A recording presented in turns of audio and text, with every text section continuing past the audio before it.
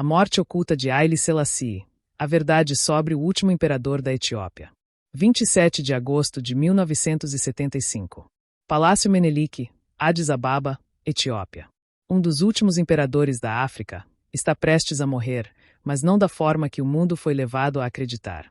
O que você vai descobrir nos próximos minutos vai abalar tudo o que pensava saber sobre a queda de um dos líderes mais poderosos da África.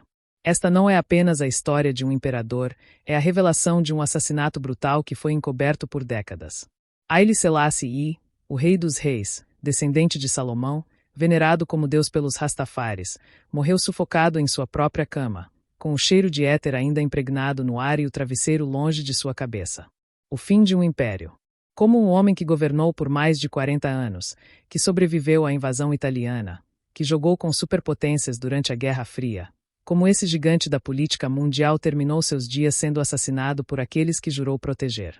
E se eu te disser que esta história começa muito antes daquela noite fatídica que começa com fome, traição, revolução e um grupo militar sombrio conhecido apenas como Derg, prepare-se, porque esta jornada pelos últimos anos do Leão de Judá vai te mostrar como o poder absoluto pode desabar em questão de meses. O mestre da geopolítica. A ascensão ao poder mundial. Para entender a queda, precisamos primeiro compreender a ascensão. Nos anos 1950 e 60, Haile Selassie não era apenas o imperador da Etiópia, ele era um mestre da geopolítica mundial, jogando com superpotências. Imagine um líder africano nos anos 50 que conseguiu jogar com Estados Unidos, União Soviética e China ao mesmo tempo. Isso era Haile Selassie.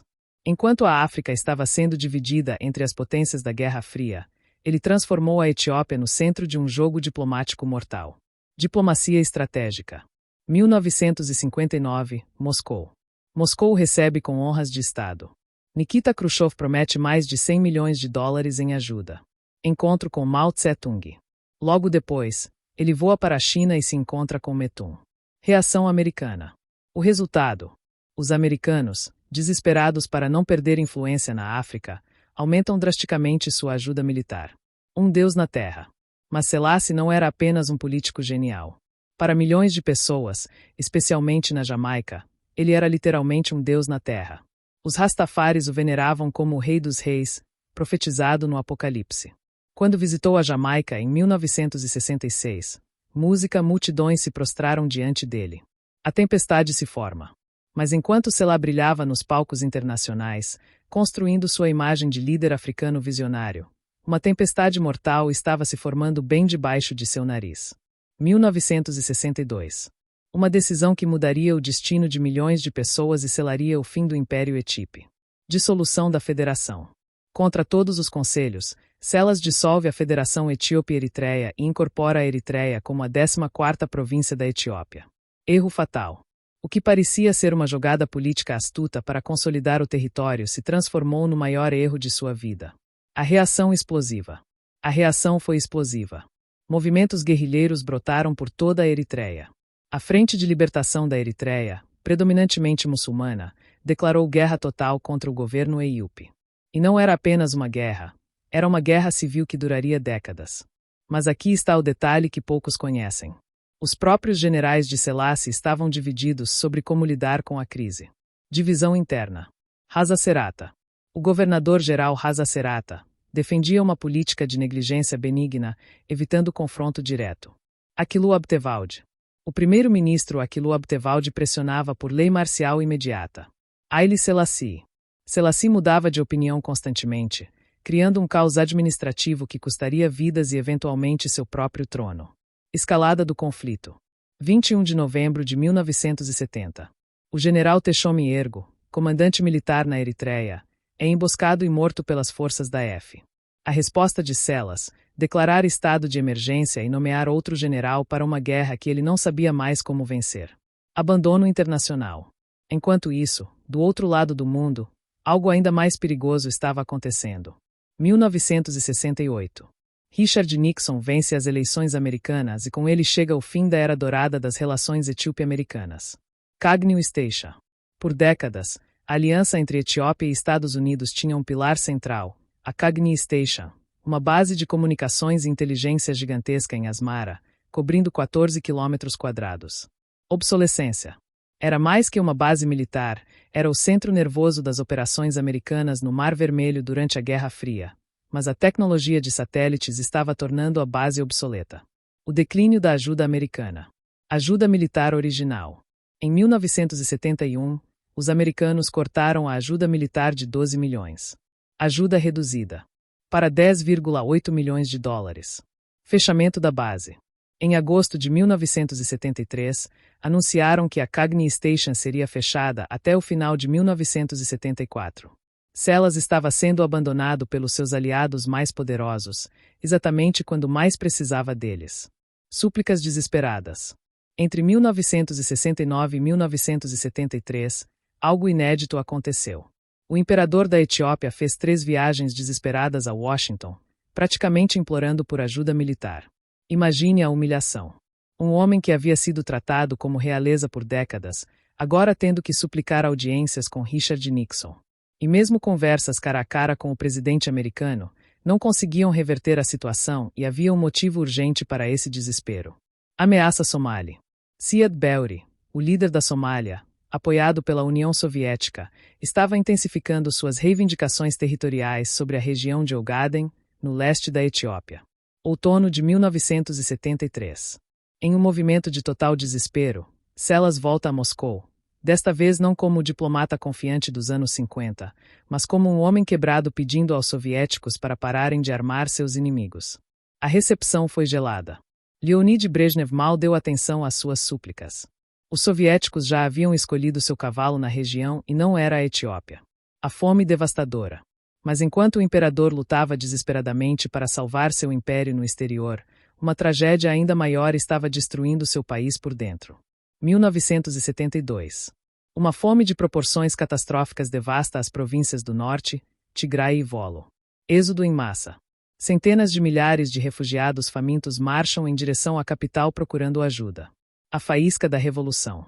Janeiro de 1974. Neguel Borena, uma cidadezinha perto da fronteira com o Quênia, uma bomba d'água quebra. Essa bomba d'água quebrada vai desencadear a revolução que derrubará um dos impérios mais antigos do mundo. Os oficiais da 4ª Divisão do Exército proibiram os soldados de usar o poço dos oficiais. Os soldados se rebelaram, capturaram seus comandantes e fizeram uma transmissão de rádio exigindo melhores salários. Como um rastilho de pólvora, a rebelião se espalhou. O colapso do sistema imperial. Protestos na capital. Na capital, taxistas saíram às ruas, estudantes seguiram, professores aderiram. Motim militar. Em 25 de fevereiro, soldados da 2ª Divisão de Infantaria se amotinaram em Asmara, tomando controle da capital regional. Crise econômica. Preços de combustível e alimentos dispararam devido à crise do petróleo internacional. As ruas de Addis Ababa viraram um campo de batalha. O surgimento do DERG. E foi neste caos que surgiu uma força sombria que mudaria o destino da Etiópia para sempre. O DERG, Conselho Militar Administrativo Provisório. Esse era o nome oficial, mas todos os conheciam apenas como DERG, uma palavra em amárico que significa simplesmente comitê, um nome simples para esconder uma realidade aterrorizante. Inicialmente, ninguém sabia quem eram. Operavam na sombra sem agenda política clara, mas rapidamente se tornaram a face do descontentamento crescente da Etiópia. A queda do imperador. Abril de 1974. Panfletos misteriosos começam a circular por Adaba, assinados apenas por elementos das Forças Armadas, exigiam a prisão do ex-primeiro-ministro Aklilu Abtevold. Prisões em massa. Quando Sellas se recusou a atender às demandas, o DERG agiu. Marcharam direto para o Palácio Jubileu e prenderam Aklilu na frente do imperador. Em questão de dias, todo o gabinete foi detido. 12 de setembro de 1974. Palácio Nacional, Addis Ababa. Membros do DERG entram na biblioteca onde Haile Sellas aguarda. Ali de pé heroicamente ele ouve a proclamação que encerraria 3.000 anos de monarquia etíope. A luta pelo poder. Tenente-General Aman Andon. O Leão do Deserto, um militar respeitado que se tornou o primeiro presidente do DERG. Representava uma visão moderada, reconciliação, negociação, especialmente sobre o conflito na Eritreia. Coronel Mengistu Haile Mariam. Mais jovem, mais radical, mais ambicioso e infinitamente mais perigoso. O assassinato de Haile Selassie. 27 de agosto de 1975, a noite que mudaria a história da Etiópia para sempre. Esta é a conta do próprio mordomo Exetu. Na noite de 27 de agosto de 1975, vi o coronel Mengistu Haile Mariam caminhando pelo corredor com outro homem perto do quarto do imperador. Logo fui ordenado a me mudar para outro quarto, mas me foi permitido informar o imperador da decisão. Na manhã seguinte, voltei aos aposentos do imperador para servir-lhe o café da manhã. A primeira coisa que me chamou a atenção foi o forte cheiro de éter. Encontrei o imperador imóvel em sua cama. Seu rosto havia adquirido uma cor azul escura e seu travesseiro estava ao lado de sua cabeça em vez de embaixo dela. Tudo sugeria que o imperador havia sido drogado e sufocado durante o sono. No dia seguinte, o Conselho Militar anunciou ao público que ele havia falecido após não conseguir se recuperar de uma operação de próstata. Mas seu médico pessoal de longa data, professor Echevalis, imediatamente contestou esta versão. Em um ato final de desrespeito, Selas foi negado a dignidade de um enterro cristão adequado. Foi posteriormente revelado que o coronel Mengistu mandou esconder o corpo do imperador sob as tábuas do piso de um banheiro do palácio. Em 5 de novembro de 25 anos após sua morte, Haile Selassie finalmente recebeu um enterro digno.